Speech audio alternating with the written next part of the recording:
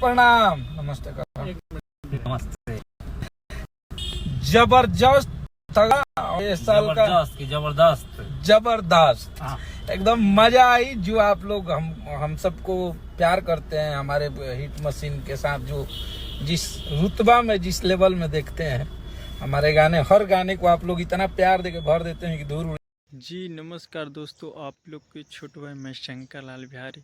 तो बहुत खुशी की बात है कि आज अखिलेश कश्यप ने लाइव आकर बोले खेसारी लाल भैया के सॉन्ग को लेकर। तो आप लोग इस वीडियो को देखिए, कितना धमाका सॉन्ग आने वाला है खेसारी लाल भैया का बोलबम।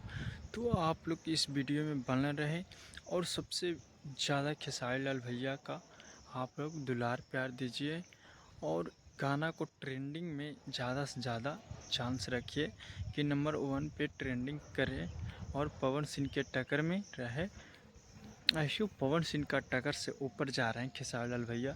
तो अभी बहुत खुशी की बात है कि मैं अभी एक पोस्टल का इंतज़ाम किया हूँ, तो उस पोस्टल को दिखाने के लिए मैं अभी इस वीडियो में लगाऊंगा। तो आप लोग देखिएगा इस वीडियो में कि कौन सा सॉन्ग आने वाला है। तो इस वीडियो को आप लोग ज़रूर देखें। जय हिंद, जय भारत। और परसों दिन पूरा गाना होता, हर हर महादेव, हर हर महादेव। क्यों का होता